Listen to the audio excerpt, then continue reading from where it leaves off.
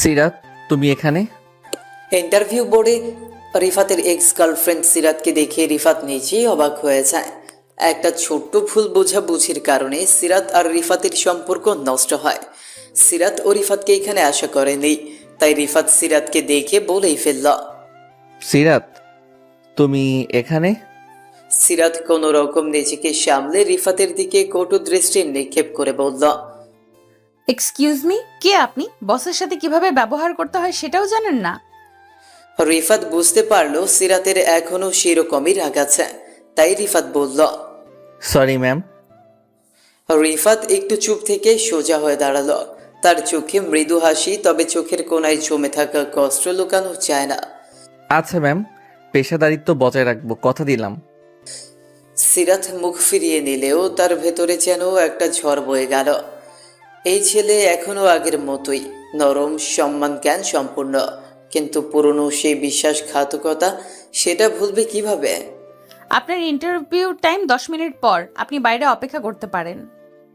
রিফাত সম্মতি জানিয়ে বেরিয়ে গেল কক্ষ থেকে, কিন্তু বেরোনোর সময় চোখটা ঘুরিয়ে শেষবারের মতো সিরাতকে দেখে নিল। মনে মনে বলল, তুমি আমার বস? বাহ, ভালোই। 10 মিনিট পর ইন্টারভিউ বোর্ড।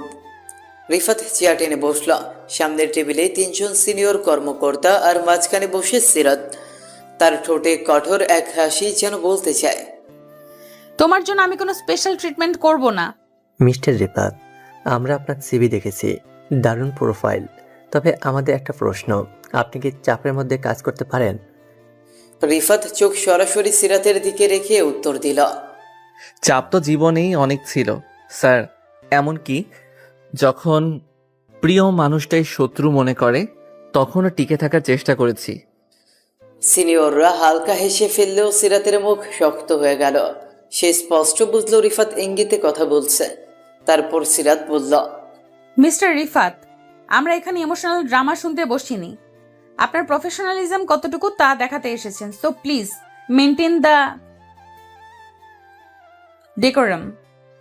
রিফাত মাথা নিচু করে বলল, সরি ম্যাম, আপনি চিন্তা করবেন না, আমি এখন পুরোপুরি প্রফেশনাল। ব্যক্তিগত অনুভূতির জন্য অফিসকে কখনো বিরক্ত করিনি, করব না। সিরাত কিছুক্ষণ চুপ থেকে কাগজে চোখ রাখল, এরপর একটা প্রশ্ন ছুড়ে দিল, ধরুন আপনার বস ভুল করছেন, আপনি কি তাকে সংশোধন করবেন নাকি চুপ করে থাকবেন?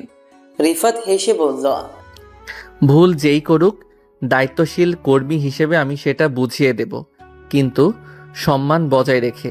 কারণ ভুলের জন্য কাউকে ছোট করা নয়, সহযোগিতা করাই একজন প্রকৃত সহকর্মীর পরিচয়। এই কথায় বোর্ড মুগ্ধ হলেও সিরাতের চোখে অন্যরকম এক ঝিলিক। সে বোঝে রিফাত অনেক বদলে গেছে। ইন্টারভিউ শেষে রিফাত বাইরে বের হয়ে আসছে, এমন সময় পেছন থেকে সিরাতের ঠান্ডা গলায় বলল, মিস্টার রিফাত, আপনার সাথে কিছু কথা বলার আছে আমার। 5 মিনিট সময় দিতে পারবেন? রিফাত ঘুরে দাঁড়িয়ে হালকা হেসে বলল, জি ম্যাম, আপনার নির্দেশ, সময় তো দিতেই হবে। তারপর সিরাত রিফাতকে তার রুমে নিয়ে গেল। সিরাত বলল, তুমি এখানে কেন আসছো? রিফাত চুপচাপ কিছুক্ষণ দাঁড়িয়ে রইল, তারপর ধীরে ধীরে বলল, তোমার সামনে দাঁড়ানোর ইচ্ছে আমারও ছিল না, কিন্তু জীবন কখন কোথায় কার মুখোমুখি করে দেয় সেটা আমাদের হাতে থাকে না।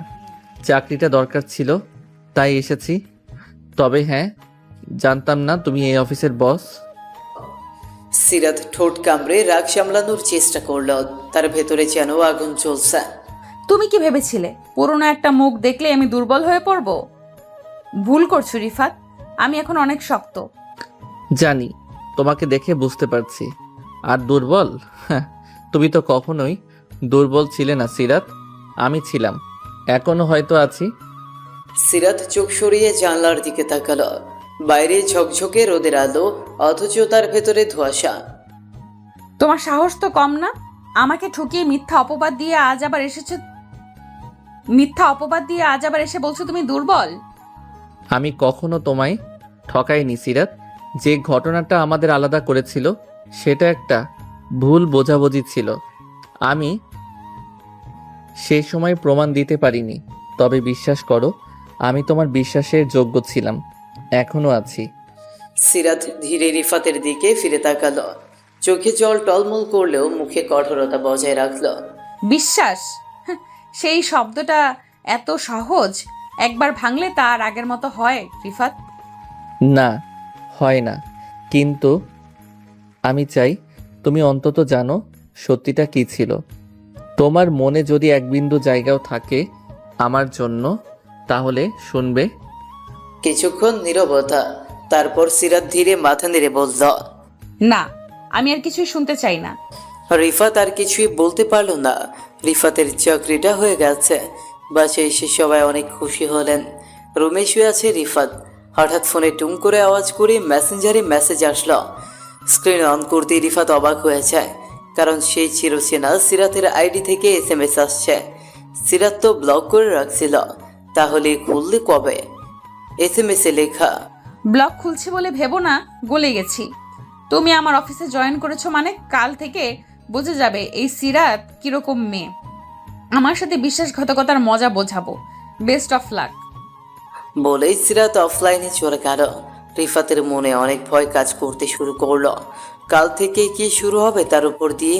এইসব ভাবতে ভাবতে কখন যে ঘুমিয়ে গেছে রিফাত জানি না। পরদিন রিফাত তাড়াতাড়ি ঘুম থেকে উঠে ফ্রেশ হয়ে অফিসে যাওয়ার জন্য প্রস্তুতি নিল। রিফাত শুধু একটা কথাই ভাবছে, সিরাত কীরকম ব্যবহার করবে, কি অত্যাচার শুরু করবে সেই জানে। রিফাত সময়ের আগে অফিসে পৌঁছে গেল। নতুন চাকরি, আর তার উপরে বস হচ্ছে পুরনো প্রেমিকা, যে কিনা এখন তার ওপর ক্ষিপ্ত। ভেতরে টেনশন আর অজানা ভয়, তবু চেহারায় শান্তভাব রাখার চেষ্টা। আপনি কি মিস্টার রিফাত? জি, আমি। ম্যাডাম আপনাকে সরাসরি তার কেবিনে যেতে বলেছেন। রিফাতের গলা শুকিয়ে গেল। এত সকালে কেন ডেকেছে? সিরাতের কেবিনে গিয়ে রিফাত বলল, আসতে পারি ম্যাম?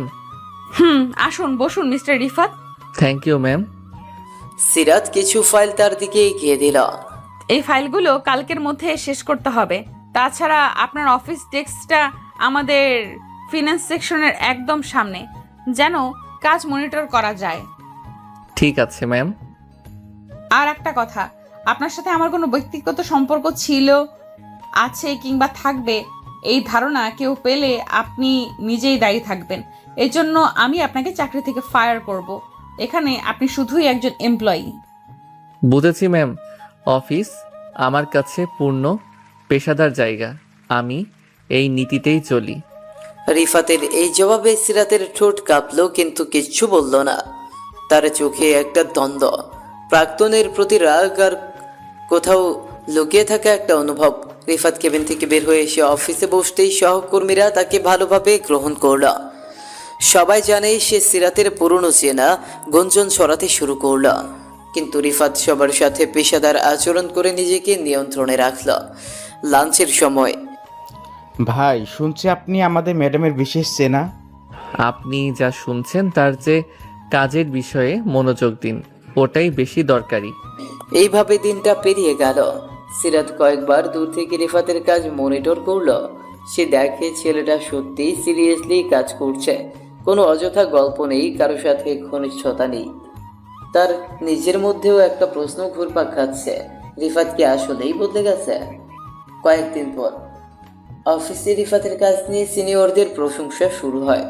সিরাজ সেটা দেখে আরও রাগান্বিত হয়, কারণ রিফাতের প্রশংসা সে সহ্য করতে পারছে না। একদিন অফিস শেষে সিরাত একা কেবিনে বসে হঠাৎ রিফাত দরজায় নক করল। ম্যাম, আপনি ডেকেছিলেন? মিস্টার রিফাত, এই প্রজেক্টটা আপনি বানিয়েছেন? এত ভুলে ভরা, এটি কি স্কুলের হোমওয়ার্ক ভেবেছেন? আমি ঠিক করে দিচ্ছি ম্যাম। দয়া করে ঠিক করার আগে শিখে নিন, কর্মক্ষেত্রে আবেগ নয়, অ্যাকুরেসি দরকার। সবার সামনে এমনভাবে কথা বলায় সহকর্মীরা চোখাচোখি করতে থাকে, কিন্তু কেউ কিছু বলে না। রিফাত মুখ নিচু করে বেরিয়ে যায় কেবিন থেকে। পরদিন ক্লায়েন্ট প্রেজেন্টেশনের ছোট্ট একটা ভুল হয়। সিরাজ সবার সামনে কঠিন ভাষায় বলে, মিস্টার রিফাত, আপনি যদি কাজ না বুঝে থাকেন তাহলে বলে দিন, আমি আরেকজন অ্যাসাইন করব। এখানে শেখানোর সময় নেই। ধন্যবাদ ম্যাম, আমি আবার যাচাই করে নেই।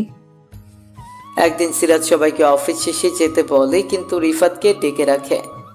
নিঃসঙ্গ অফিস রুমে কাজের অজুহাতে সিরাত বলে ওঠে, তুমি কি এখনো মনে করো তুমি খুব ভালো ছিলে? বিশ্বাসঘাতকতা করে কেউ ভালো হতে পারে?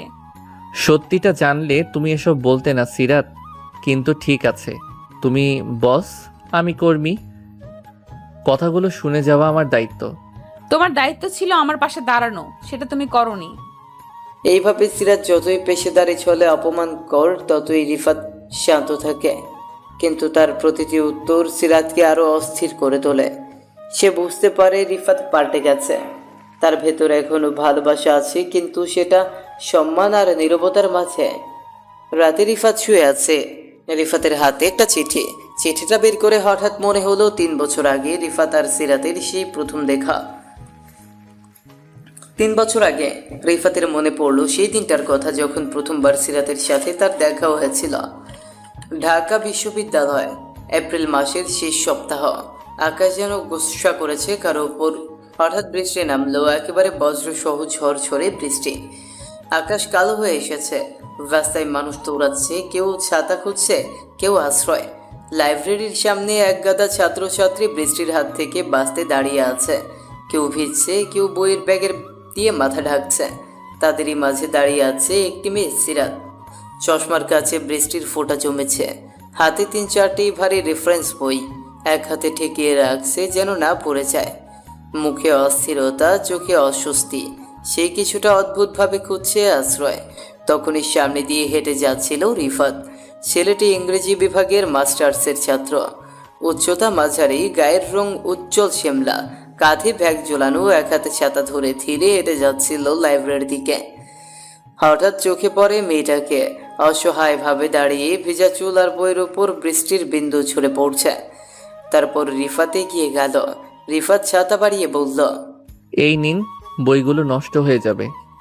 সিরাত চমকে তাকায়। হঠাৎ কেউ এভাবে এগিয়ে এসে তাকে সাহায্য করবে ভাবেনি। আপনার ছাতা দিলে আপনিই ভিজে যাবেন। সমস্যা নেই, আমার জ্যাকেট আছে, আর ছেলে মানুষ, ভিজলেও ঠান্ডা লাগবে না। সিরাত একটু ইতস্তত করে তারপর ছাতার নিচে আসে। তারা পাশাপাশি দাঁড়ায়। বৃষ্টি ততক্ষণে আরো জোরে নামছে। পেছনের গাছের ডাল থেকে টুপটাপ পানি পড়ে যাচ্ছে তাদের পাশেই। তবুও ধন্যবাদ, আপনি না আসলে বইগুলো আর রক্ষা হতো না। বই ভালোবাসলে বইও ভালোবাসে। একটা হাসি ফুটে ওঠে সিরাতের ঠোঁটে। শীতল আবহাওয়ার মাঝে অদ্ভুত উষ্ণতা।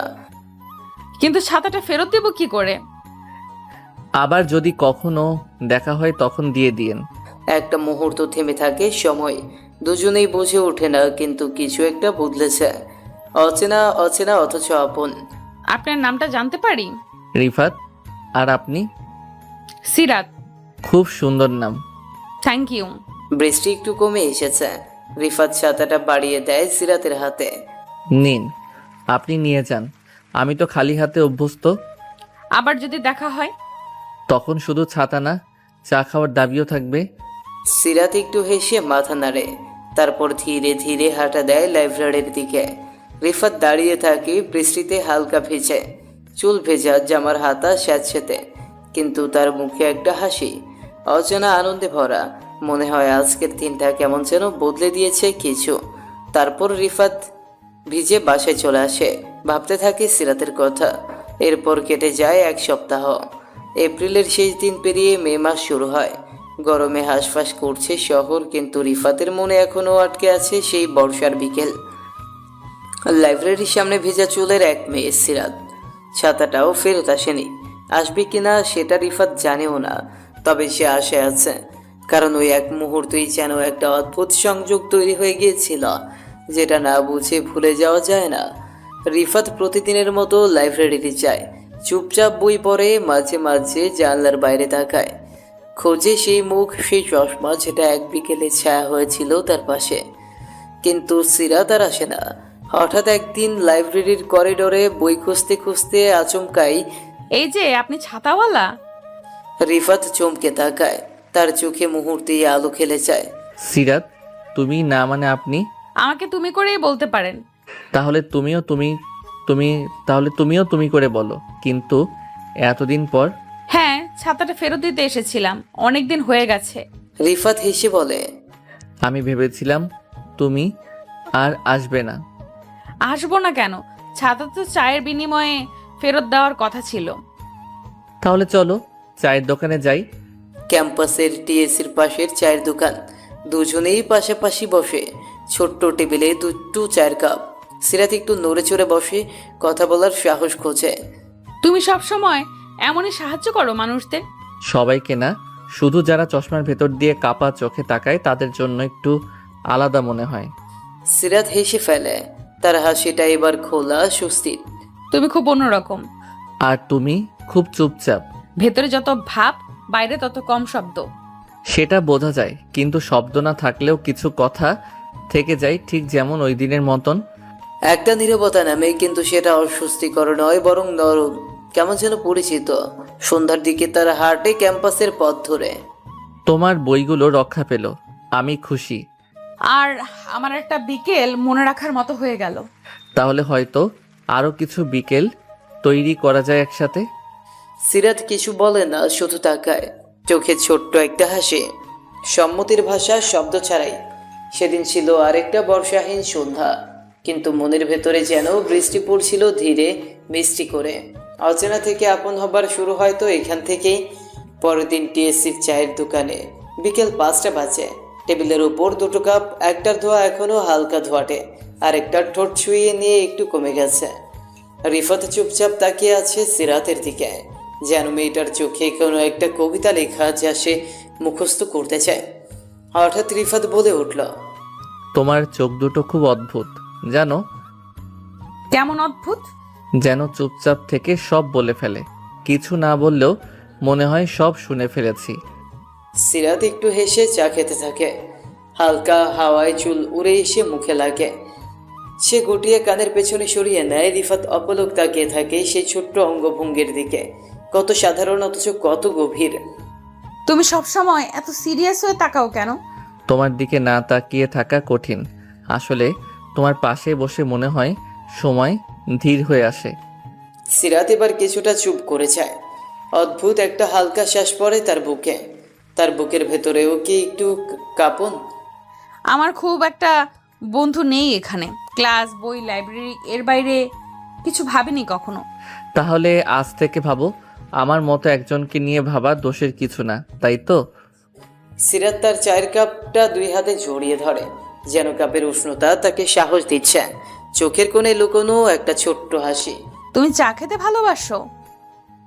না, একটু থেমে আবার বলল, তবে যেদিন থেকে ভেজা মেয়েটার পাশে বসে 1 কাপ চা খেয়েছি, সেদিন থেকে মনে হয় চায়েরও একটা গল্প হয়। সিরাত এবার একটু নিচু গলায় হেসে ফেলে। হাসিটার আওয়াজ নেই, কিন্তু চোখ দুটো চকচক করে ওঠে। চা শেষ করে টিএসসি থেকে বেরিয়ে পাশাপাশি হাঁটতে লাগলো দুজন। সূর্য ডোবার আগের নরম আলোয় শুরু পড়ছে। রাস্তায় হালকা ভিড়, সিঙ্গারা, চা, বেরির দোকানগুলোর আলো জ্বলছে। পেছনে গুনগুন করে কেউ গিটার বাজাচ্ছে। তারা পাশাপাশি হাঁটে, কারো হাতে আর ছাতা নেই, কিন্তু মনে হয় একটা অদৃশ্য ছায়া তাদের দুজনকে এক করে রেখেছে। তোমার নামটা প্রথম যেদিন শুনেছিলাম মনে হয়েছিল সিরাত। এটা শুধু নাম না, যেন কোনো পথ, সরু, গভীর, একটু কঠিন, কিন্তু শেষে নিয়ে যায় কোথাও শান্তিতে। আর তুমি সেই শান্তির ঠিকানার লোক? হয়তো আমি সেই পথের পাশে দাঁড়িয়ে আছি। যদি তুমি হাঁটতে চাও আমি পাশে পাশে হাঁটবো। একটু চুপ, তারপর, অনেক বছর পর মনে হচ্ছে কেউ আমায় সত্যিই দেখতে চায়, শুধুই আমি হয়ে। রিফাত থেমে দাঁড়ায়। তার চোখে একদম স্পষ্ট করে দেখা যায় কোনো খেলা নয়, কোনো চটুলতা নয়, বরং এক ধরনের গভীর শ্রদ্ধা। তোমাকে দেখা যায় শুধু বাইরের চশমা আর বইয়ের পেছনে থেকে না, তোমার ভিতরের কষ্ট, তোমার নিঃশব্দ লড়াই, তোমার ভালোবাসা, সব কিছু। সিরাত তাকিয়ে থাকে ছেলেটার দিকে। তার ঠোঁট কাঁপে, চোখ ঝাপসা হয়। হঠাৎ কি একটা বলতে গিয়েও থেমে যায়। তারপর ধীরে ধীরে মাথায় হিট করে বলে, আমার ভয় করে আবার কষ্ট না পাই। রিফাত এক ধাপ এগিয়ে আসেই খুব সাবধানে, যেন তার ছোঁয়া যেন সিরাতের ব্যথার ওপর না পড়ে। ভয় করলে পাশে দাঁড়াই কেউ, আমি থাকবো। কষ্ট এলে আমার কাঁধে মাথা রাখবে। একটা নীরবতা নামে, কিন্তু এবার সেটা হৃদয়ের ভাষা হয়ে দাঁড়ায়। সেই দিনের শেষ আলোয় দুজন মানুষ কিছু না বলে অজস্র কথা বলে ফেলল। ছাতার নিচের সেই প্রথম দিনটা আজ রূপ নিচ্ছে এক রঙিন বিকেলের, যেখানে চায়ের ধোঁয়ার সাথে মিলেমিশে যাচ্ছে হৃদয়ের উষ্ণতা। ক্যাম্পাসের গলিগুবছি পেরিয়ে একটা নিরিবিলি পথ। সন্ধ্যা নেমেছে, গাছের পাতায় সোনালি আলো গলে পড়ছে। টিএসসির চায়ের দোকান ছেড়ে তারা হাঁটছে পাশাপাশি, কেউ কিছু বলছে না, কিন্তু এই চুপচাপ হাঁটার ভেতরেই যেন অদ্ভুত এক ঘনিষ্ঠতা জমে উঠেছে। হঠাৎ রিফাত বলে উঠল, তুমি জানো কখনো কখনো একটা বিকেল পুরো জীবন বদলে দিতে পারে। তোমার কথাগুলো সবসময় কবিতার মতো লাগে। তুমি তো নিজের কথাও কবিতা করো, শুধু বোঝো না। সিরাত কিছু বলে না, তার চোখে জল জমে, ঠিক যেমন জমে গভীর শান্তি। কেউ যেন সত্যিই বুঝছে তাকে এতদিন পর এই ভিড়ের শহরে। রিফাত হঠাৎ থেমে যায়, তার মুখে সেই গাঢ় নরম হাসি। তোমার চুলে এখনো সেই দিনের বৃষ্টির গন্ধ লেগে আছে মনে হয়। কি? যেদিন প্রথম দেখেছিলাম, ভেজা চুল আর কাচের চশমায় জমে থাকা ফোঁটা, সেই দৃশ্যটা এখনো চোখে ভাসে। জানো কেন? কেন? কারণ ওই প্রথম দেখাতেই আমি আটকে গিয়েছিলাম। সিরাতের গাল রাঙা হয়ে ওঠে, বুকের ভেতর যেন কিছুটা কেঁপে ওঠে, সারা শরীরে শিহরণ ছড়িয়ে পড়ে। সে কিছু বলতে গিয়েও মুখে নিচু করে নেয়। রিফাত ধীরে ধীরে সিরাতের দিকে এগিয়ে আসে, তারপর বলে, আমি জানি তুমি ভয় পাও, আবার ভাঙার ভয়, আবার হারিয়ে ফেলার ভয়, কিন্তু আমি প্রতিশ্রুতি দিতে চাই না সিরাত, আমি অনুভব দিতে চাই। সিরাত ধীরে তাকায় তার চোখে। সেই চোখে ছিল সত্য, ভরসা আর অদ্ভুত এক সাহস। আমি কষ্ট থেকে পালিয়েছি অনেক অনেক দূরে, কারো কাছে নিজের অনুভব খুলে ধরতে সাহস পাইনি কখনো।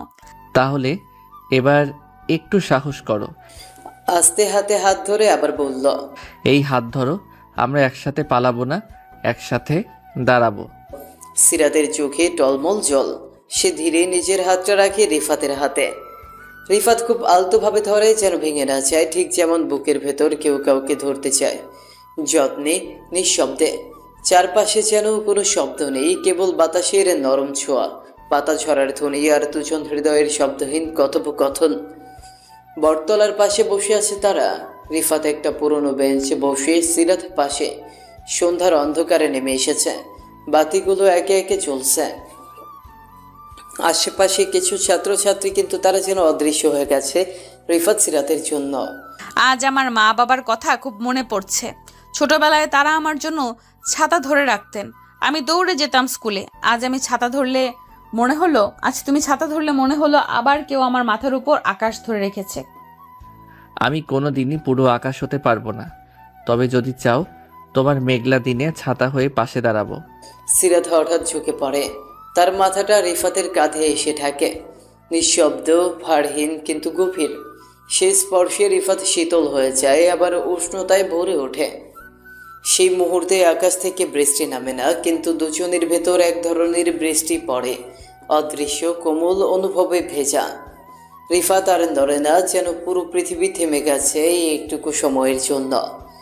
রাত নেমে এসেছে, ক্যাম্পাস ধীরে ফাঁকা হতে শুরু করেছে। দুজনেই হাঁটছে গেটের দিকে। হঠাৎ সিরাত বলে উঠল, আজকের রাতটা মনে থাকবে। তবে মনে রাখো, আজ ছিল শুধু শুরু। কাল যদি বৃষ্টি নামে, আমি অপেক্ষায় থাকবো, একটা ছাতা নিয়ে আর বুক ভরে ভালোবাসা নিয়ে। সিরাতের চোখে জল টলমল করছে। সিরাত বলে উঠল, তুমি এমন কেন?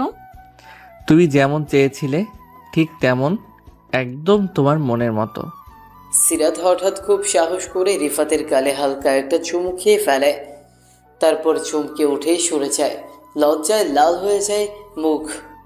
আই এম সরি, আমি না, থ্যাংক ইউ। এভাবেই এক বিকেলের ছায়া গড়ায় গভীর রাতে।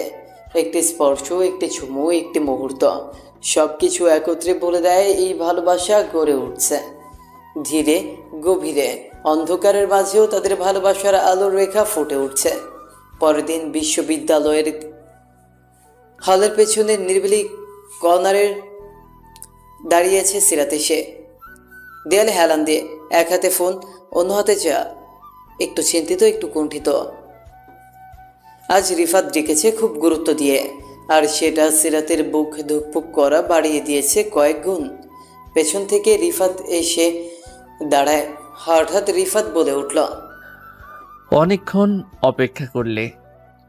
আসতে একটু দেরি হলো, মনে হচ্ছিল তুমি কিছু বলবে, তাই একটু নার্ভাস লাগছে। রিফাত কিছুক্ষণ চুপ করে তাকিয়ে থাকে মেয়েটার চোখে। আজ আর সে কথা গুছিয়ে সাজায় না, আজ হৃদয় নিজেই ভাষা খুঁজে নেয়। রিফাত বলে উঠল, সিরাত, আমি খুব সহজ একটা কথা বলতে চাই, কিন্তু এই সহজ কথাটার জন্যই আমি অনেক রাত ঘুমাতে পারিনি। বলো। যেদিন তোমাকে প্রথম দেখেছিলাম ভেজা চুলে বই কোলে, আমি তখনই বুঝেছিলাম তুমি সবার মতো নও। তোমার মধ্যে ছিল এক ধরনের নীরব সৌন্দর্য, যেটা চোখে পড়ে না, হৃদয়ে লাগে। সিরাত চুপচাপ শুনছে, চোখে কুয়াশার মতো পানি জমছে শুরু করেছে। সিরাত ছোট্ট করে বলে উঠল। রিফাত। রিফাত আরও এগিয়ে আসে আর বলে, আমি জানি আমরা খুব বেশি দিন পরিচিত নই, কিন্তু এই অল্প সময়েই তুমি আমার জীবনে এমনভাবে ঢুকে গেছো যে আমি আর নিজেকে আলাদা কল্পনাও করতে পারি না।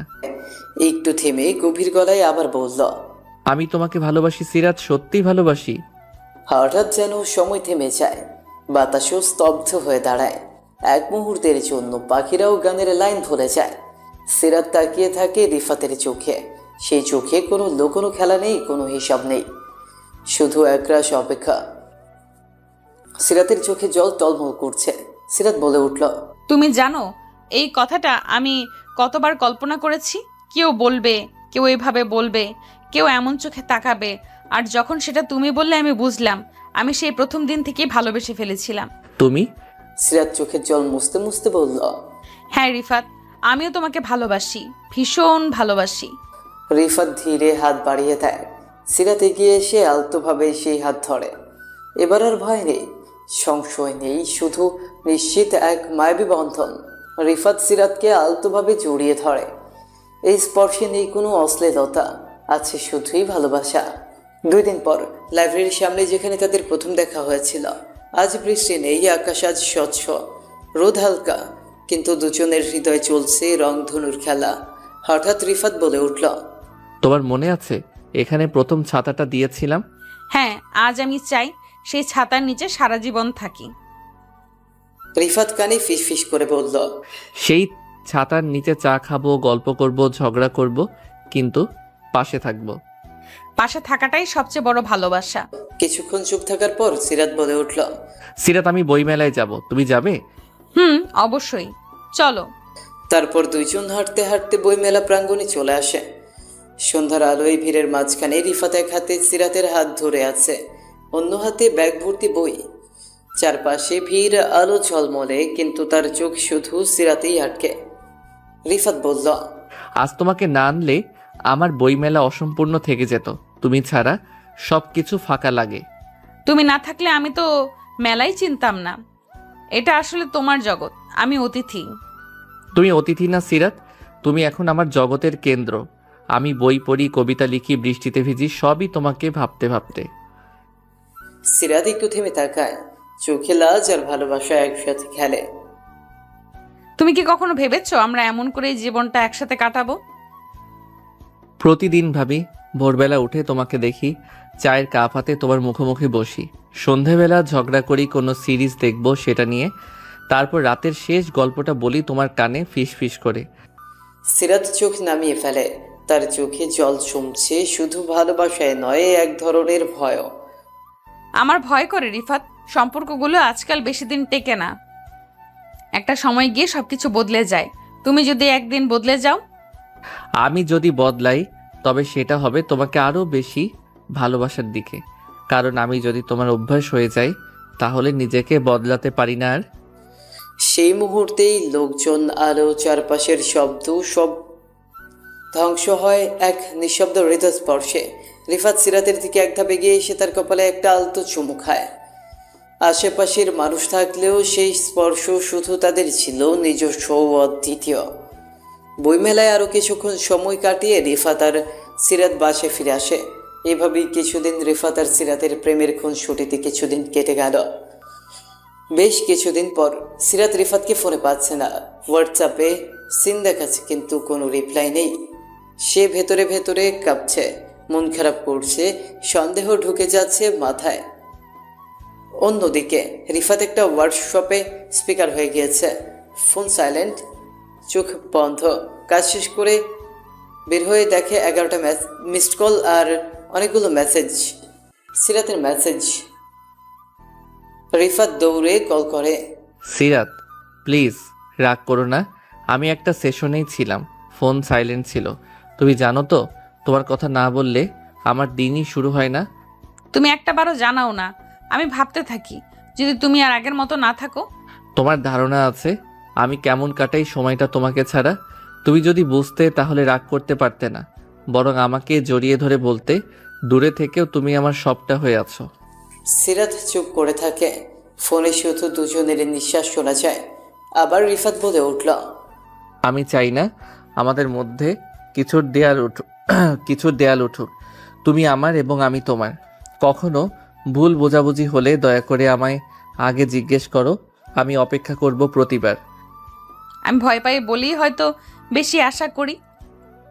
তোমাকে ভালোবেসে ফেলেছি খুব গভীরে, তাই একটু বেশি অভিমান হয়। তোমার প্রতিটা অভিমানই আমার জন্য প্রমাণ যে তুমি আমায় ভালোবাসো। পরের দিন দোতলার বারান্দায় রাতের চাঁদ দেখতে দেখতে রিফাত সিরাতকে একটা চিরকুট দেয়। চিরকুটে লেখা, তোমার অভিমান আমার সবচেয়ে প্রিয় জিনিস, কারণ তাতে আমার ভালোবাসার ছায়া পড়ে। তুমি রাগ করো কিন্তু চলে যেও না, কারণ তুমি না থাকলে আমি থাকলেও থাকি না। সিরাজ সেই চিরকুট বুকে চেপে ধরে। তার চোখে জল, ঠোঁটে এক বিন্দু হাসি। তারপর মুখ ঘুরিয়ে ফিস ফিস করে বলে, আমি কোথাও যাব না রিফাত, তুমি আছো, এটাই আমার নিরাপদ আশ্রয়। ভালোবাসা যদি এক নৌকা হয় তবে বিশ্বাস আর বোঝাপড়া তার দুই তার। কিন্তু মাঝে মধ্যে একটাতে একটু ফাটল ধরলেই নৌকাটা দোলে ওঠে। সিরাত আর রিফাতের সম্পর্কটাতেও এরকম একটা ঝড় আসে আর সব এলোমেলো হয়ে যায়। বিশ্ববিদ্যালয়ের ক্যাফেটেরিয়া, এক ব্যস্ত দুপুর। সিরাত দূর থেকে দেখে রিফাত এক মেয়ের পাশে বসে কথা বলছে। নাম তাসনিম, রিফাতের ডিপার্টমেন্ট, মাস্টার্সে নতুন এসেছে। তারা হাসছে, একটু ঘনিষ্ঠভাবেই কথা বলছে মনে হলো সিরাতের কাছে। সিরাত থেমে যায় দূর থেকে, চোখ আটকে যায় ওদের কথোপকথনে। তার বুকটা হঠাৎ কেমন করে ওঠে। সেই দিন রিফাত আর সিরাতের দেখা হয়নি। রিফাত ফোনও করেনি। সিরাত শুধু একটি মেসেজ করে, ভালো থাকো, ব্যস্ত থেকো, আমি তোমার সময় নষ্ট করতে চাই না। রিফাত প্রথমে মেসেজটা দেখে কিছুই বুঝতে পারে না। তখনই তাসনিম আবার ফোন করে বলে, তোমার বন্ধু সিরাত না? ক্যাফেতে ওকে দেখলাম, খুব বিরক্ত মনে হচ্ছিল। রিফাত বুঝতে পারে কিছু একটা ঘটেছে। পরদিন লাইব্রেরির করিডোরে রিফাত দৌড়ে আসে সিরাতের সামনে। রিফাত অস্থির গলায় বলল, তুমি এমন করে মেসেজ করলে কেন? আমি কি কোনো ভুল করেছি? সিরাত ঠান্ডা গলায় বলল, তোমার সময়ের মূল্য বুঝি এখন। আমি তো জানতাম না তোমার পাশে অন্য কেউ আরো গুরুত্বপূর্ণ হয়ে উঠেছে। তুমি বলতে চাও তাসনিম সে তো শুধু আমার প্রজেক্ট পার্টনার, ওকে নিয়ে কেন এত ভাবছো? আমি ভেবেছিলাম তুমি আমাকে নিয়ে ভাবো, কিন্তু এখন দেখি আমি কেবল তোমার দিনচর্যার অংশ। ভালো লাগলে থাকি, দরকার শেষ হলে সরেও যাই। রিফাতের রেগে গিয়ে বলল, তুমি আমার বিশ্বাসটাই প্রশ্ন করছো সিরাত? আমি তোমাকে ভালোবাসি, আর সেটার প্রমাণ আমাকে প্রতিদিন দিতে হবে?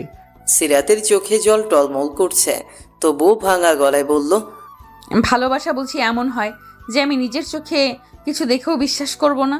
হ্যাঁ, তাহলে তুমি নিজের বিশ্বাসটাই হারিয়ে ফেলেছো। আমি না হয় এখনই দূরে যাই, যেন সন্দেহের বিষে তোমার ভালোবাসা না পড়ে যায়। দুজনেই চুপ।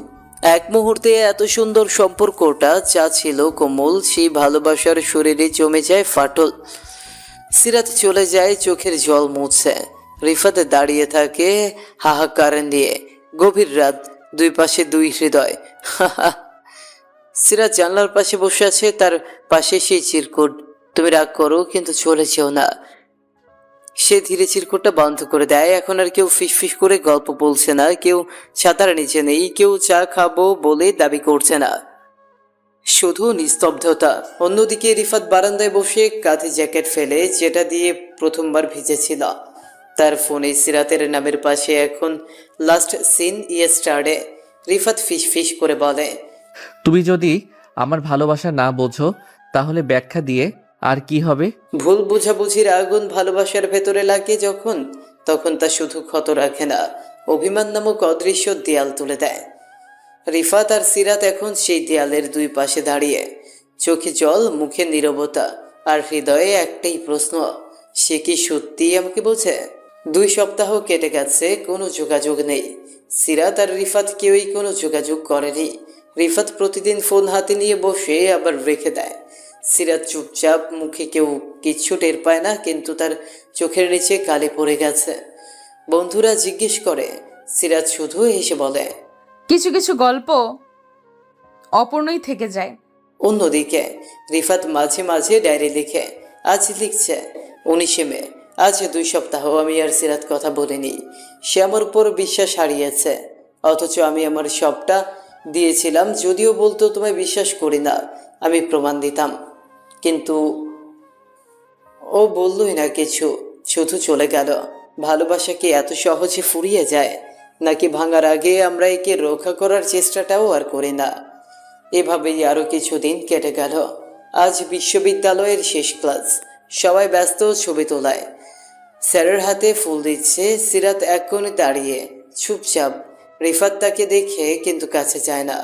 তাদের মাঝে আজ শুধুই নীরবতা, না বলা হাজার কথা নিয়ে গড়া এক শূন্যতা। হঠাৎ হস্টেলের দিকে হাঁটা দেয় সিরাত, হাতে একটা খাম।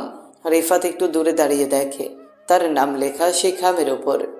সে ছুটে যায় না, সে জানে সিরাত বুঝে গেছে সে আসছে না। সেই রাতে রিফাত খামটা খোলে, চিঠিতে লেখা, রিফাত, হয়তো তোমার কাছ থেকে দূরে যাওয়াটাই আমার সবচেয়ে কষ্টের সিদ্ধান্ত ছিল, কিন্তু আমি নিজের ভেতরে ভয়কে জয় করতে পারিনি। তোমাকে ভালোবেসেছি, খুব সত্যিই ভালোবেসেছি, কিন্তু আমার ভালোবাসায় সন্দেহ ঢুকেছে, কারণ আমি নিজেকে বিশ্বাস করতে শিখিনি। তোমাকে ছোট করে দেখিনি কখনো, কিন্তু এতটাই বড় করে দেখেছি যে নিজেকে তোমার উপযুক্ত মনে করিনি। হয়তো তুমি কাউকে পাবে যে তোমাকে শুধু ভালোবাসবে না, বুঝবেও। আর আমি হয়তো একদিন বৃষ্টি নামলে ছাতার নিচে দাঁড়িয়ে থাকবো আর মনে করব একদিন কেউ বলেছিল বই ভালোবাসলে বইও ভালোবাসে। রিফাত বারান্দায় দাঁড়িয়ে থাকে, হাতে সেই চিঠি। চোখে জল নেই, শুধু ঠোঁটে একটা তিক্ত হাসি। চারপাশে বৃষ্টি পড়ছে, কিন্তু এখন সে আর কারোর জন্য ছাতা বাড়িয়ে দেয় না। ফ্ল্যাশব্যাক শেষ, বাস্তবে। রিফাত কখন ঘুমিয়ে যায় নিজেও জান না। পরদিন রিফাত যথারীতি সময় মতো অফিস আসে। আজ তার প্রেজেন্টেশন আছে এক বড় ক্লায়েন্টের সামনে। সে মাথা নিচু করে কাজ করছে। সহকর্মীরা বলছে ছেলেটা সিরিয়াস। তার মধ্যে কেমন একটা অভিজাত নীরবতা। সিরাত দূর থেকে তাকিয়ে দেখছিল। হঠাৎ তার মনে পড়ে গেল সেই দিনটার কথা, যেদিন রিফাত তাকে এক হাতে ছাতা ধরে বৃষ্টির ভেতর বাড়িতে পৌঁছে দিয়েছিল। তখন তো সে আর এরকম রাগে ছিল না। ক্লায়েন্ট মিটিং শুরু হলো। প্রেজেন্টেশনের প্রতিটি স্লাইড নিখুঁত। রিফাত আত্মবিশ্বাসের সাথে কথা বলছে। ক্লায়েন্টরা খুশি, বারবার প্রশংসা করছে। Mr. Rifat, I must say, this was a flawless presentation, very professional. Your company is lucky to have you. এই প্রশংসায় সিরাতের মুখ কিছুটা শক্ত হয়ে গেল। মিটিং শেষ হতেই সবার মুখে একটাই কথা, রিফাত তো দারুণ পারফর্ম করছে। সিরাত কেবিনে ঢোকার সাথে সাথেই ক্লাস টেবিলের ওপর রাখা কফির কাপটা ছিটকে ফেলল। সে জানে তার রাগের কারণ রিফাত নয়, বরং নিজের ভেতরের হেরে যাওয়া অনুভূতিটা। রাতের বেলা অফিসের সবাই চলে গেছে, শুধু রিফাত আর সিরাত বাকি। রিফাত কাজ গুছিয়ে চলে যেতে নিচে নামছিল, হঠাৎ লিফটের সামনে সিরাত দাঁড়ানো। এই কাজের প্রশংসা পেয়ে খুব গর্ব হচ্ছে তোমার? না, গর্ব নয়, দায়িত্ব। কাজের প্রশংসা মানে দায়িত্বটা ঠিকঠাক পালন করছি। তুমি কি এখনো মনে করো তুমি নির্দোষ? আমি আমার দোষ স্বীকার করতে জানি সিরাত, কিন্তু তুমি কখনো আমাকে সুযোগ দাওনি সত্যিটা বলার। শুধু রাগে হটকারিতায় সম্পর্কটাকে শেষ করে দিয়েছিলে। তুমি আমার পাশে থাকলে আমি হয়তো আজ অন্যরকম হতাম রিফাত। এখনো দেরি হয়নি সিরাত। আমি আজও ভালোবাসি, কিন্তু ভালোবাসা মানে জোর করা নয়, তুই যদি চাও আমার ভালোবাসা তোমার অপেক্ষায় থাকবে, না চাইলে একটা শ্রদ্ধাশীল দূরত্ব থাকবে। সিরাত কোনো কথা বলল না, তার চোখে জল, মুখে স্তব্ধতা। রিফাত ধীরে ধীরে চলে গেল লিফটে। রাত গভীর, সিরাত একা কেবিনে বসে কাচের ফাইলে চোখ নেই, কেবল একটাই প্রশ্ন বারবার মনে আসছে, রিফাত কি ফিরে আসবে, নাকি সে শুধু দায়িত্ব পালন করে চলে যাবে সব ভালোবাসা রেখে। পরের দিন অফিস শেষে সন্ধ্যা নেমেছে শহরের আকাশে। অফিস বিল্ডিংয়ের চারপাশে আলোর জোছনা, কিন্তু তবুও কেমন যেন একটা শূন্যতা। সিরাত কেবিনে একা বসেছিল। কাজের চাপে অফিসে থাকতেই হলো বাড়তি কিছুক্ষণ। বাইরে তখন বৃষ্টি থেমে গেছে, রাস্তা ভিজে চকচক করছে। ক্লান্ত দিকে ঘড়ির চোখে তাকিয়ে দেখে রাত 8:15। হালকা করে একটা নিঃশ্বাস ছেড়ে সে ল্যাপটপ বন্ধ করে ফেলল। ব্যাগ কাঁধে ঝুলিয়ে ধীরে ধীরে নেমে গেল নিচে পার্কিং এরিয়ায়। ওপরে লিফটে নামতে নামতে একটা ফোন কলে ব্যস্ত হয়ে পড়ে। জি স্যার, প্রেজেন্টেশনের সব ফাইনাল ডকুমেন্ট আমি কাল সকালেই মেল করে দিব। হ্যাঁ, ক্লায়েন্টদের সব চাহিদা মিলিয়ে দেখেছি। হেডফোনে কথা বলতে বলতে পার্কিং লটের দিকে হেঁটে যাচ্ছিল সিরাত।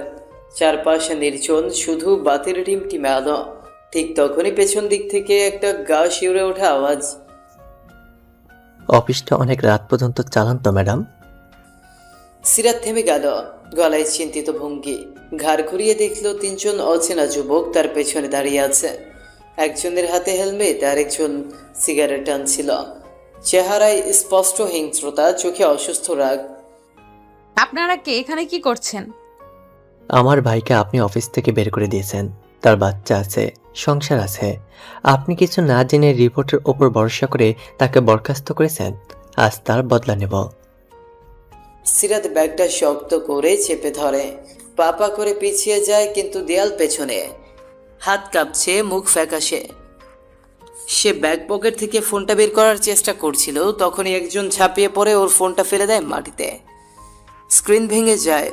সিরাতের মুখ দিয়ে বেরিয়ে আসে চাপা চিৎকার। হেল্প, কেউ আছেন? কিন্তু এত রাতে অফিস ফ্লোর পুরো ফাঁকা না, নিচে শুধু সিকিউরিটি চেকপোস্ট, তাও অনেকটা দূরে। একজন ওর হাত চেপে ধরে বলল, চেঁচালে আরো খারাপ হবে, চুপ করে থাকো। হঠাৎ করে একটা শব্দ, একটা বাইকের বিকট ব্রেক। সিরাতের ঘোলাটে চোখের সামনে একটা ছায়া মূর্তি এসে দাঁড়ায়। বাইকের হেলমেট খুলে সেই ছেলেটার সামনে আসে রিফাতে। হাত ছাড়ো। কেউ মেয়েদের ভয় দেখায় এভাবে? হেডলাইন বানাতে চাও কাগজে? তুই কে? হ্যাঁ, আমাদের ব্যাপারে নাক গলাবি না। আমি সেই লোক যার গায়ে হাত দিলে ভাঙা হাত আর হাসপাতালে রাত দুটোই ফ্রি। লোকগুলো বুঝে ওঠার আগেই রিফাত ঝাঁপিয়ে পড়ে। প্রথম ছেলেটার গালে একটা ঘুষি ছিটকে পড়ে। তৃতীয় জন ঘাড়ে হাত তুলে মারতে যায়। রিফাত নিচু হয়ে তার পা ধরে মাটিতে ফেলে দেয়। তৃতীয় জন ছুরি বের করতে গিয়েও পারে না, ততক্ষণে সে অচেতন। সিরাত স্তব্ধ, ঠকঠক করে কাঁপছে, চোখে অশ্রু, গায়ে ছেঁড়া ওড়না। সে হেঁটে গিয়ে রিফাতের বুকে পড়ে কান্না শুরু করে। তুমি তুমি এলে কেন রিফাত? আপনার ফোন বন্ধ পেয়ে বুঝেছিলাম কিছু একটা হয়েছে। আমি চলে এলাম। আমি জানি আপনি যতই শক্ত হন না কেন, দিন শেষে আপনি একটা মেয়ে, আর আপনি কষ্ট পেলে আমি নিজেকে ক্ষমা করতে পারবো না। তুমি ভেবেছিলে তুমি বদলে গেছো, তুমি ঠান্ডা হয়ে গেছো, কিন্তু আজ বুঝলাম তুমি শুধু পরিণত হয়েছো, ভালোবাসা হারাওনি।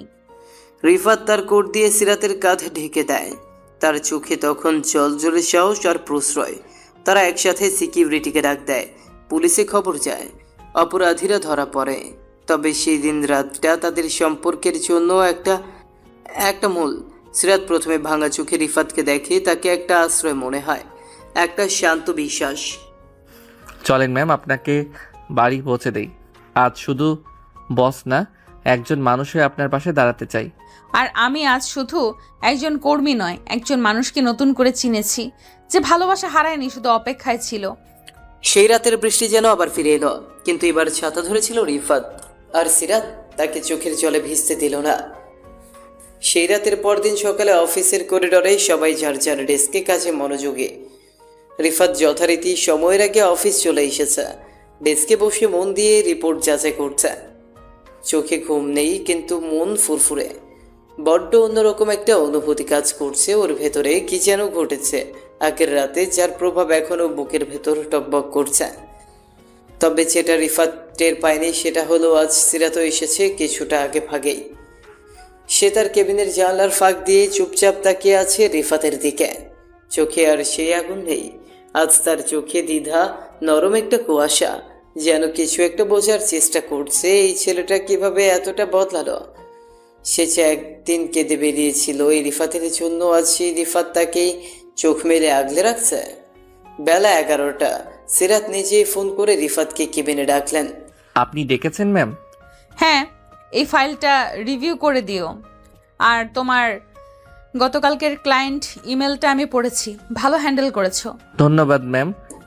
এই প্রথম সিরাতের কণ্ঠে কোনো রাগ বা খোঁচা ছিল না, একটা নরম সুর, যেন ইচ্ছে করেই সে রিফাতকে অপমান নয় উৎসাহ দিতে চাইছে। লাঞ্চ ব্রেকে সিরাত ক্যান্টিনে গিয়ে বসে এক কোণে। চোখ ঘুরিয়ে দেখে রিফাত দূরে বসে সালমান আর 2-3 জন সহকর্মীর সঙ্গে খাচ্ছে, হাসছে। তার চোখে আবারও সেই পুরনো স্মৃতি ভেসে ওঠে, যখন রিফাত তার জন্য খাওয়া দাওয়া ভুলে যেত, ছোট্ট জিনিসে খুশি করতো তাকে। তখনই সে নিচের অজান্তেই চাপা দীর্ঘশ্বাস ফেলে। সেদিন বিকেলে রিফাত যখন একা করিডোর দিয়ে যাচ্ছে, পেছন থেকে সিরাত ডাক দেয়। রিফাত, একটা কথা বলবো? জি বলুন ম্যাম। আজ কেমন আছো তুমি?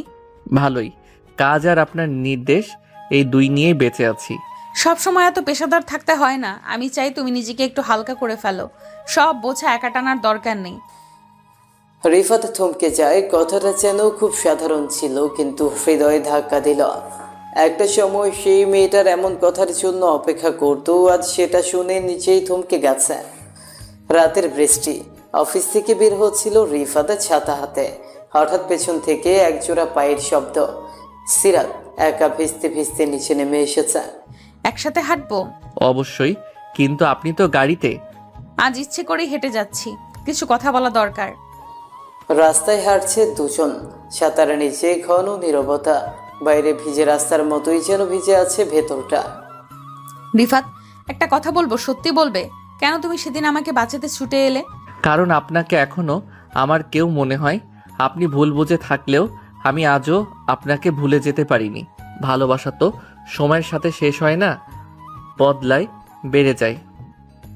সিরাতের চোখে জল চলে আসে। সে মুখ ফিরিয়ে নেয়, কিন্তু গলার কাঁপুনি রিফাত বুঝতেই পারে। আমি ভেবেছিলাম তুমি আমায় ঠকিয়েছিলে, কিন্তু আজ বুঝছি ঠকে গিয়েছিলাম আমি আমার ভুলের কারণে। ভুল ছিল আমাদের দুজনেরই। আমি হয়তো তোমার পাশে দাঁড়াতে পারিনি ঠিকভাবে, কিন্তু আজ আছি পাশে প্রতিটা মুহূর্তে। এইভাবে প্রতিদিন একটু একটু করে বদলে যেতে থাকে সিরাত। তার চোখে আজ আর রিফাত শেখ বিশ্বাসঘাতক না, সে একজন নির্ভরতার নাম। অফিসে এখন সিরাত আর কখনো রিফাতকে অন্যদের সামনে ছোট করে না, বরং 2-1বার তাকে খোলাখুলি প্রশংসাও করে। একদিন হোয়াইট করলে সিরাতে লিখে ফেলে একটা meeting reminder, team meet with আমার রিফাত, সকাল 11টার সাথে। তার নিচে ছোট করে একটা স্মাইলি আঁকা থাকে। সহকর্মীরা চোখ কুচকে তাকায়। সালমান ফিসফিসিয়ে বলে, দুজনের মধ্যে কিছু চলছে না তো আবার? অফিসের এক মিটিং শেষে রিফাত যখন বের হয়ে যাচ্ছিল, তখন তার ফোনে একটা মেসেজ আসে। মেসেজটা সে পুরনো বন্ধু নুসরাতের। নুসরাত তার প্রাক্তন কলেজ ফ্রেন্ড, একজন খুব ভালো বন্ধু যাকে রিফাত অনেকদিন পর দেখেছে। নুসরাত, যার সাথে রিফাতের অনেক স্মৃতি ছিল, তাকে ফোনে কিছু ব্যক্তিগত বিষয়ে পরামর্শ দিব। তবে রিফাত কখনো ভুলে যায় যে সিরাত এইসব দেখবে। সে যখন মেসেজ পড়ে, সে জানতেই পারে নুসরাতের ব্যক্তিগত জীবন নিয়ে কিছু সমস্যা হচ্ছে। রিফাত তার বন্ধুকে সাহায্য করতে চায় আর সিরাতের থেকে এই বিষয়ে কোনো গোপনীয়তা রাখতে চায় না। কিন্তু সে জানতো না সিরাত এরই মধ্যেই কিছু দেখে ফেলেছে, তবে ভিন্নভাবে। সিরাত তার কেবিনের জানলা দিয়ে রিফাতের দিকে তাকাচ্ছিল। রিফাত তখন ফোনে চ্যাট করছে। সেই চ্যাটের স্ক্রিন সিরাত দেখেছিল। এটা ছিল নুসরাতের মেসেজ। মেসেজগুলো ছিল একদম স্বাভাবিক, কিন্তু সিরাত যেটা দেখেছিল সেটা ছিল একটা ভুল। সে দেখেছিল, কেমন আছো, আমার পাশে থাকতে পারবে? এবং এরপরে রিফাতের মেসেজ ছিল, এটা তো বড় ব্যাপার না, তুমি জানো আমি সবসময় তোমার পাশেই আছি। এই কথাগুলোর মধ্যে সিরাত পুরোপুরি বিশ্বাস করেছিল। সে ভেবেছিল রিফাত আবার নুসরাতের প্রতি আগ্রহ দেখাচ্ছে, যা তার কাছে ছিল একেবারেই অগ্রহণযোগ্য। সিরাতের মনটা বিষিয়ে উঠল। তার মনে হলো এই মেয়ে, এই নুসরাত আবার তার রিফাতকে নিচের দিকে ফিরিয়ে আনতে যাচ্ছে। আর সে রিফাতের প্রেমিকা, সে তো এখন কেবল একটা দৃষ্টান্ত। তবে সিরাত কিছু বলল না, নিজের মনেই রাগ জমিয়ে ফেলল আর তাতে গা ভাসাতে থাকলো। 3 দিন পর অফিসের এক জটিল মিটিংয়ে রিফাত আর সিরাত দুজনেই অংশ নিচ্ছিল। তবে সিরাতের মনোযোগ ছিল একদম অন্যদিকে। সে মিটিংয়ের মাঝে একবারও রিফাতের দিকে চোখ তুলে তাকালো না। রিফাত অবশ্য বিষয়টি তেমন একটা বুঝতে পারেনি। তার মনে হচ্ছিল সিরাতের মেজাজ কিছুটা বদলেছে, কিন্তু সে মনে করেছিল হয়তো কিছু অফিসিয়াল কাজের চাপ। অফিস শেষে সিরাত রিফাতকে ডেকে বলল, তুমি আবার কি মেসেজ করেছিলে নুসরাতকে? আমার দিকে তাকিয়ে বলো। তোমার সম্পর্ক কি কেবল ব্যবসার জন্য ছিল? ম্যাম, কি বলছেন এগুলা? নুসরাত একজন পুরনো বন্ধু, শুধু কিছু পরামর্শ দিয়েছিল। কি পরামর্শ? রিফাত, তুমি জানো আমি খুব ভালোভাবে বুঝি তুমি আমার সামনে এসব একেবারেই পারো না। তুমি কি এখনো নুসরাতের প্রতি আকর্ষণ অনুভব করো? আমার সঙ্গে নুসরাতের কোনো সম্পর্ক ছিল না ম্যাম। সবে কয়েকদিন আগে তার ব্যক্তিগত সমস্যা নিয়ে কথা বলছিলাম। আপনি কিভাবে এটা ভুল বুঝলেন? সিরাত কিছু বলল না, শুধু চোখে চোখ রেখে রিফাতের দিকে তাকিয়ে রইল। তবে তার মন ছিল একদম গুলিয়ে গিয়েছিল। তার মধ্যে আতঙ্ক, সন্দেহ আর কষ্টের মিশ্রণ। সে জানতো না রিফাত সত্যি নুসরাতের সঙ্গে কিছু করেছে, কিন্তু তার মন কিছুতেই শান্ত হচ্ছিল না। একটা ভয় কাজ করছিল যে হয়তো রিফাত তাকে ছেড়ে দিবে। এই পরিস্থিতি ক্রমশ আরও খারাপ হয়ে যায়। একদিন সিরাত আর রিফাত একসাথে অফিসে কাজ করতে গিয়ে পরস্পরের থেকে আরো দূরে চলে যায়। সিরাত নিজেকে প্রায় একেবারে বিচ্ছিন্ন ভাবতে থাকে, আর রিফাত অজ্ঞাতভাবে তার ভুল বুঝতে পারেনি। অফিসের সবাই জানতো দুজনের মধ্যে কিছু একটা ঘটেছে, কিন্তু দুজনেই মুখে কিছু বলেনি। তবে ঠিক সেই সময়ে একদিন রিফাত ঠিক করে নেয় এবার সিরাতকে তার পুরো সত্যি বলতেই হবে। সে জানে তাকে যদি সত্যটা না বলে তাহলে সব শেষ হয়ে যাবে। এক সন্ধ্যায় রিফাত সিরাতকে তার অফিসে ডেকে নেয়। রিফাত কিছু সময় নীরব থেকে শেষ পর্যন্ত বলল, সিরাত, তুমি ভুল বুঝেছ। নুসরাতের সঙ্গে আমার কোনো সম্পর্ক ছিল না, আগেও ছিল না, এখনও নেই। ওকে আমি কিছু পরামর্শ দিয়েছিলাম, আর কিছুই নয়। আমি জানি তুমি এটা ভুল বুঝে থাকতে পারো, কিন্তু আমার প্রতি তোমার বিশ্বাসটা আমায় সবচেয়ে গুরুত্বপূর্ণ। রিফাত, আমি সত্যিই মেনে নিতে পারি না। আমি বিশ্বাস করেছিলাম তুমি আমাকে ঠকাচ্ছ। আজও মনে হচ্ছে তুমি সেদিন আমাকে একা ছেড়ে চলে যেতে চেয়েছিলে। আমি জানি আমি তোমার বিশ্বাস ভেঙেছিলাম, কিন্তু আমি এখনো তোমায় চাই সিরাত। বিশ্বাস করো, তুমি আমার কাছে সব কিছু। নুসরাতের সঙ্গে কোনো কিছু ছিল না, এটা আমি তোমাকে শতবার বলবো। আমি জানি তুমি যা ভাবছিলে সেটা কষ্টদায়ক ছিল, কিন্তু আমি তোমার সাথে ছিলাম। এই কথাগুলো সিরাতের হৃদয়ে গভীরভাবে আঘাত করলো, কিন্তু তবুও সে জানলো এটি তার নিজের ভুল ছিল। সে এবার রিফাতের দিকে তাকালো আর নিজের অস্থিরতা ও অহংকারকে অবশেষে সঙ্গী করে তাকে স্বীকার করলো। আমি তোমাকে বিশ্বাস করতে চাই রিফাত। বলেই সিরাত সেখান থেকে কাঁদতে কাঁদতে চলে গেল। রিফাতের কথাগুলো সিরাতের মনে সুনামির মতো আছড়ে পড়ছিল। তুমি ভুল বুঝেছ, এই কথাটা যেমন শান্তির তেমনই লজ্জারও। সে এখনো অফিস ডেস্কে বসে। রিফাত চলে গেছে। ঘড়ির কাঁটা রাত 8টা ছুঁই। পুরো অফিস ফাঁকা, আলো নিভে এসেছে। শুধু কেবিনের ভেতরের আলোর নিচে মুখটা ঢেকে কাঁদতে কাঁদতে বসে আছে সিরাত। তার বুকের ভেতর যেন একটা পাথর চেপে বসে আছে। সিরাতের মনের ভেতর আমি রিফাতকে বিশ্বাস করতে পারিনি। আমি ওর চোখের ভাষা বুঝতে পারিনি। আমি শুধু দূর থেকে দেখে সব ভেবে নিয়েছিলাম। ও বলেছিল পাশে থাকবে নুসরাতের, আর আমি ভেবেছি সে আমায় ছেড়ে চলে যাবে। কিন্তু এখন আমি বুঝতে পারছি আমি ভুল করেছি। ওর মুখের সেই শান্ত ভঙ্গিটা, চোখের নিচে জমে থাকা ক্লান্তির রেখা, সবই বলছে সে আমার জন্যই লড়েছে। আমি কি ওকে খুব কষ্ট দিয়েছি? চোখের কোণে জমে থাকা অশ্রু এবারে নেমে আসে। তার ঠোঁট ফাঁক হয়ে ওঠে, বুকটা যেন ছিঁড়ে যাচ্ছে। রাত কাটিয়ে সকালে সিরাত অফিসে আসে, মুখে পরিপাটি হাসি, পেশাদার ছোঁয়া, কিন্তু চোখে লুকানো লাল ভাব আর ভেতরের অস্থিরতা কিছুতেই ঢাকা পড়ে না। রিফাত যথারীতি আগের মতোই কাজে মনোযোগী। সিরাত দূর থেকে তাকায় মাঝে মাঝে। সে খেয়াল করে সিরাত আজও আমায় আগের মতো কোনো অভিযোগ নেই, কোনো প্রত্যাবর্তনের দাবি নেই। সে শুধু কাজ করে যাচ্ছে। একবার যখন তারা কনফারেন্স রুমে ফাইল শেয়ার করছিল, সিরাত ভুল করে একটা ডকুমেন্টে ভুল স্লাইড বসায়। রিফাত সেটা দেখে কিছু না বলে চুপচাপ ঠিক করে ফেলে। সিরাত মুখ নিচু করে বলে, thank you. No problem ma'am. এই স্বাভাবিক উত্তরে সিরাতের বুকটা কেঁপে ওঠে। এটা সেই রিফাত যে আগে ওর দিকে তাকিয়ে দিনের আলো খুঁজে নিত। এখন সে চোখ নামিয়ে নম্রভাবে সরে যাচ্ছে। সেদিন সন্ধ্যায় সিরাত তার বাসায় একা বসে পুরনো একটা ডায়েরি খুলে বসে। সেখানে রিফাতের হাতে লেখা চিঠি ছিল, যেটা ও একসময় দিয়েছিল। তুমি যদি কখনো মনে করো আমি তোমার পাশে নেই, চোখ বন্ধ করে বিশ্বাস করো আমি ঠিক পাশেই আছি। হয়তো নীরব, হয়তো দূরে, কিন্তু আমি আছি। এই শব্দগুলো পড়তেই বুকটা হাহাকার করে ওঠে। আমি কিভাবে এতটা সন্দেহ করলাম রিফাতকে? ও আমায় ঠকায়নি। ও শুধু একজন বন্ধুর পাশে দাঁড়িয়েছিল, আর আমি নিজের হিংসা আর অহংকারে ওকে ছুড়ে দিয়েছিলাম ভুলের মধ্যে। আমি আমি যদি ক্ষমা চাইতাম, যদি ওকে জড়িয়ে ধরে বলতাম, রিফাত আমি এখনো তোমায় ভালোবাসি। অফিসে লাঞ্চ ব্রেকে সিরাত সাহস করে রিফাতকে এক পাশে ডাকে। রিফাত, কিছু বলার ছিল, যদি একটু সময় পাও। বলুন ম্যাম। আমি আমি হয়তো ভুল বুঝেছিলাম নুসরাতকে নিয়ে। আমি তোমার চ্যাটগুলো, কথাবার্তা, কিছু কিছু জিনিস দেখে ভেবেছিলাম তুমি হয়তো আমার প্রতি সৎ না, কিন্তু এখন বুঝছি আমি তোমার প্রতি অবিচার করেছিলাম। ভুল বোঝা হতে পারে সিরাত, কিন্তু আমি তোমায় কখনো ঠকাইনি। তুমি যা কিছু দেখেছিলে সেটা আমি লুকাইনি, কারণ আমি জানতাম তুমি বিশ্বাস করবে, কিন্তু হয়তো আমি তোমার সেই বিশ্বাসটা ধরে রাখতে পারিনি। না রিফাত, আমি তোমার সেই বিশ্বাসকে অন্ধ করে দিয়েছিলাম আমার সন্দেহ দিয়ে। আমি আমি এখনো তোমায় ভালোবাসি রিফাত। আমি হয়তো সবটা ভুল করেছি, কিন্তু আজ যদি ক্ষমা করে দাও। এই মুহূর্তে রিফাত চুপ করে থাকে।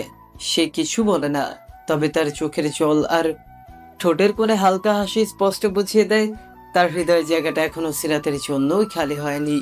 সে ধীরে ধীরে বলে, আমরা সবাই ভুল করি সিরাত, কিন্তু সেই ভুল থেকে ফিরে আসতে পারাটাই ভালোবাসা। একটি বিকেলের আলোয় অফিসের সাথে দাঁড়িয়ে দুইজন মানুষ, একজন অনুতপ্ত, একজন ক্ষমাশীল। তাদের মাঝে ভাষা নেই, শুধু চোখের ভাষা। একটা ভুল বুঝা, একটা অশান্তি, একটা ভাঙা বিশ্বাস। সবকিছু পেরিয়ে তারা আবার একে অপরকে খুঁজে পেতে শুরু করেছে। এটাই ভালোবাসার পরিণতি, হৃদয়ের ভুলগুলো বোঝা আর মাফ করার সাহস রাখা। একদিন হেড অফিস থেকে আসে একটি ইমেল। একটি গুরুত্বপূর্ণ প্রজেক্ট এসেছে, যা কোম্পানির জন্য বড় সুযোগ।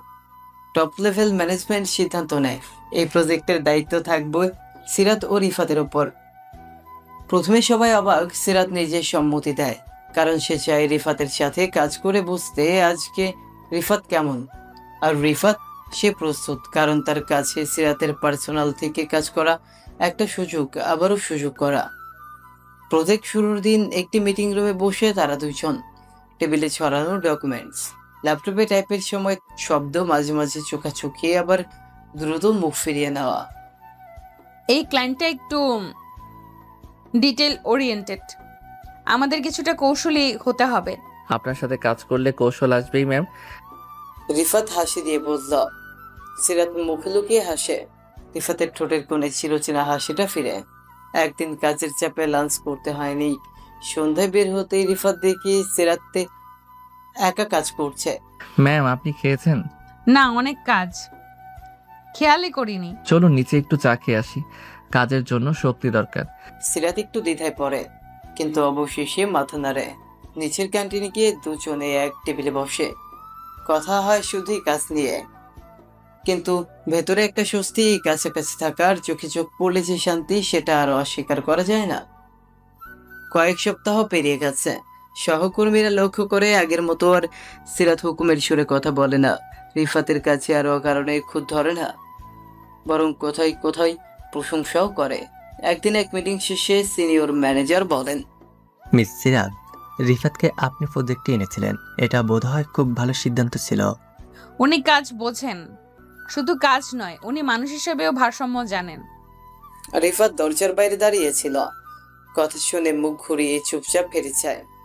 সিরাত এক সন্ধ্যায় ছাদে বসে সে ভাবছে, আমার রাগ, আমার অহংকার সব মিলিয়ে আমার সম্পর্কটাকে ধ্বংস করেছিলাম, কিন্তু রিফাত এখনো পেশাদার ভাবে পাশে আছে। সে বদলায়নি, সে আজও সেই ভরসার মানুষ। আমি কি পারবো আরেকবার বিশ্বাস করতে ভালোবাসা আর কাজ দুটো একসাথে চলে?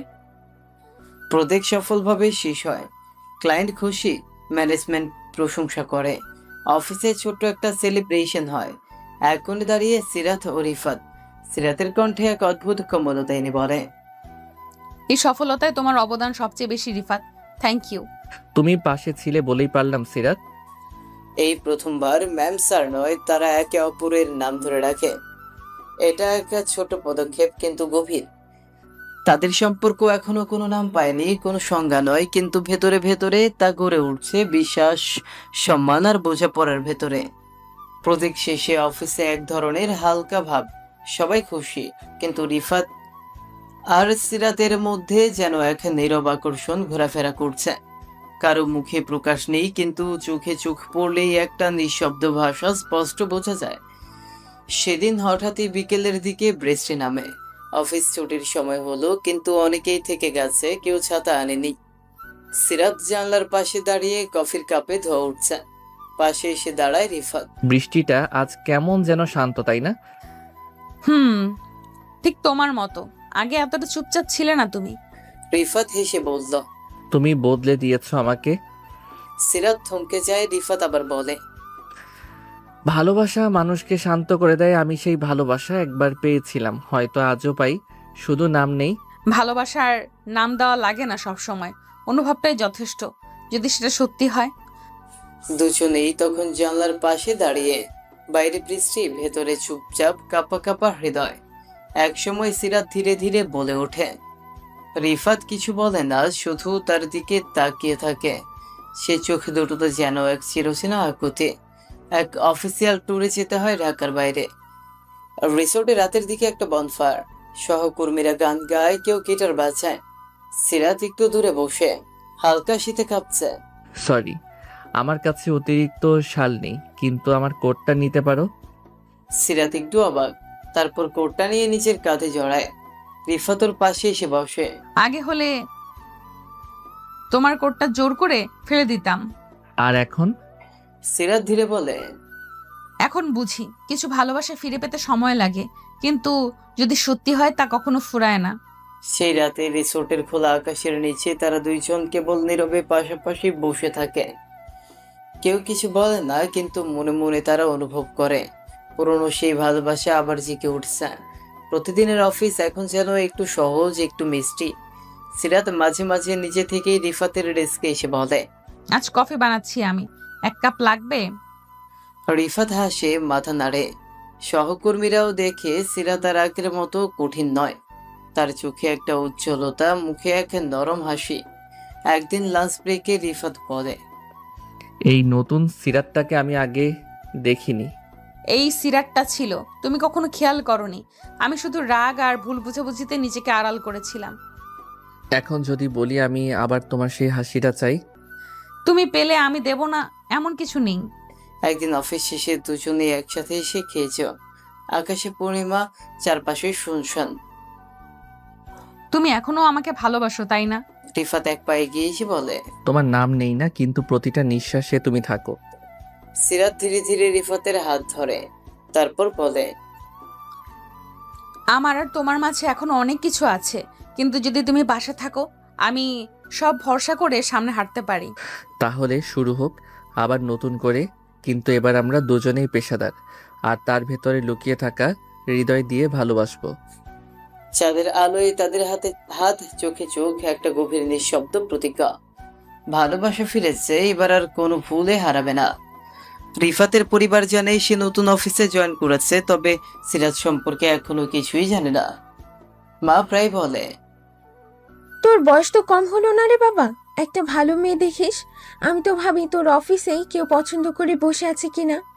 রিফাত হেসে এড়িয়ে যায়, তবে মন বলছে মায়ের সামনে একটা দিন এ অফিসের ম্যামকে নিয়েই দাঁড়াবে। সিরাতের বাবা একজন অবসরপ্রাপ্ত সরকারি কর্মকর্তা। বড় ধাঁচের মানুষ, তিনি আজও চান সিরাতের জীবন হোক একেবারে পারফেক্ট। সিরাত মুখে কিছু বলে না, কিন্তু রাত্রে একা নিজের ঘরে বসে রিফাতের সঙ্গে ভিডিও কলে কথা বলে চোখের কোণা ভিজে যায়। রিফাত, তুমি কি ভাবো আমরা পারবো সবকিছু ঠিক করতে? তুমি পাশে থাকলে আমি কিছুতেই হারবো না। আমি চাই একদিন তোমার বাবা আমাকে দেখে গর্ব অনুভব করুক। একদিন অফিস থেকে ছুটি নিয়ে রিফাত সিরাতকে নিচের বাসায় নিয়ে আসে। তেমন করে নয়, স্রেফ কলিগ পরিচয়, যেন এক পলকেই মা দেখে নিতে পারেন। মা প্রথমে সিরাতকে দেখে একটু কৌতূহলী, তারপর নিজের হাতে নাস্তা বানিয়ে আনেন। তুমি তো খুব গোছানো মেয়ে মনে হচ্ছে। তোমার মতো কেউ হলে তো আমার ছেলেটার জীবনটা সত্যিই গুছিয়ে যাবে। সিরাত লাজুক হেসে বলে। আপনার ছেলের কাছ থেকেই গুছিয়ে চলা শিখেছি। রিফাত পাশ থেকে মৃদু হাসে, কিন্তু চুপ থাকেন। সেই হাসি ছিল একরকম ধন্যবাদ সিরাতকে। রিফাত সিদ্ধান্ত নেয় একদিন সিরাতের বাবা মায়ের সামনে গিয়ে তার প্রস্তাব রাখবেই। সে চায় না কোনো গোপনীয়তা থাকুক। একটা ছুটির দিনে রিফাত গিয়েছিল সিরাতের বাড়ি। হাতে উপহার নয়, কেবল একজোড়া আত্মবিশ্বাস আর বিনয়ের ভাঁজ। তোমার সাহস হয়েছে আমাদের সামনে আসার? স্যার, সাহস নয়, দায়িত্ব। সিরাতের প্রতি আমার সম্মান, ভালোবাসা এবং ভবিষ্যতের প্রতিশ্রুতি আমাকে আপনার সামনে দাঁড়াতে বাধ্য করেছে। আমি চাই আপনি আমার কাজ, চরিত্র এবং সংকল্প দেখে আমাকে বিচার করুন, না যে অতীতের ভুলের ভিত্তিতে। সিরাতে চুপচাপ দাঁড়িয়ে থাকে পাশে, চোখে পানি জমে কিন্তু একটাও ফোঁটা পড়ে না। বাবা থমকে যায়, রেগে ওঠেন না, তবে বলেন, সময়ের বিচার সময়ই করবে। তুমি যদি সত্যি সিরাতের পাশে থাকতে পারো সেটা আমার চোখেই ধরা পড়বে। এর পরের দিনগুলোতে সিরাতের মা রিফাতকে ডেকে ছোট ছোট কথা বলেন। পছন্দের খাবার কি, কেমন মানুষ সে, পরিবারের সবাই কেমন। আর রিফাত একনিষ্ঠভাবে প্রতিটি ছোট বড় পরীক্ষা সামলে নেয়। এক সন্ধ্যায় সিরাত বলে, তুমি জানো আমার মা এখন তোমার কথা শুনে হাসে, আর বাবা কড়াকড়ি করলেও চায়ের কাপটা বাড়িয়ে দেন। তুমি থাকলেই সব সহজ হয়ে যায়। একটা বিকেলে দুই পরিবার একই ছাদে, রিফাত আর সিরাত পাশাপাশি বসা। দুই মা গল্প করছেন, দুই বাবা যেন আর চোখে একে অপরকে বিচার করছেন। হঠাৎ সিরাতের বাবা বলেন, রিফাত, তোমার জন্য একটাই সত্য, আমার মেয়েকে কখনো কাঁদতে দিও না।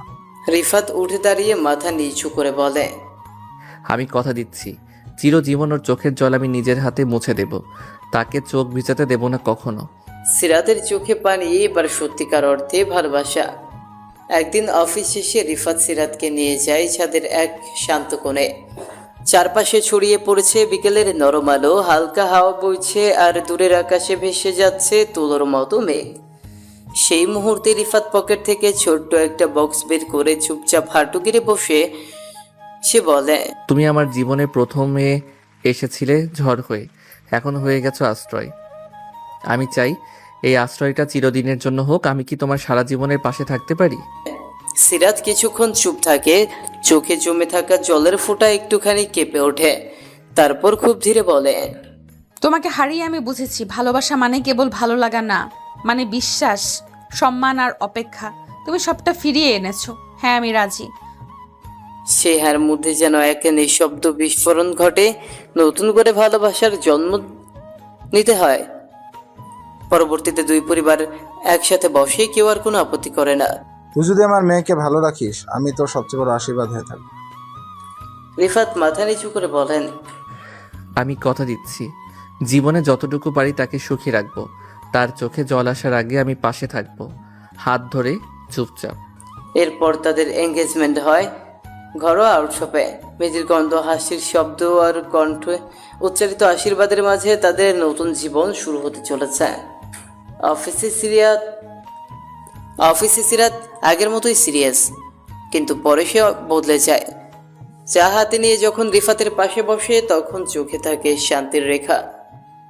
এক সন্ধ্যায় রিফাত বলে, তুই জানো, অফিসে যখন তুমি ধমক দাও তখন আমি ভাবি এই মেয়েটা আমার, যে জীবন সাজিয়ে চলে আর আমায় গুছিয়ে রাখে।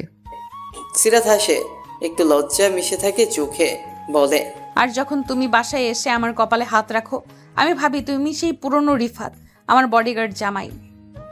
এক বিকেলে তারা চায়ের দোকানে বসে। সিরাত বলে, আমাদের সন্তানকে আমি একদিন বলবো তার বাবা একসময় আমার অফিসে চাকরি করত, আর এখন সে আমার জীবনের সবচেয়ে বড় ভরসা। আজকের দিনটা শুধু আমাদের। আমি চাই না তুমি অস্বস্তি বোধ করো। আমি তোমার পাশে আছি, যতটুকু তুমি চাও ঠিক ততটুকুই। তোমার হাতটা ঠিক যেমন ছিল তেমনই আছে, কিন্তু এখন তুমি শুধু আমার প্রেমিকা না, তুমি আমার স্ত্রী, আমার ঘরের সাথী। তুমি ঠিক আগের মতোই আছো, সম্মানজনক, নিরাপদ। তুমি জানো এতদিন আমি ভয় পেতাম, ভালোবাসা মানেই হয়তো অধিকার, কিন্তু আজ বুঝি ভালোবাসা মানে শ্রদ্ধা। তুমি সেটা শিখিয়েছো আমাকে।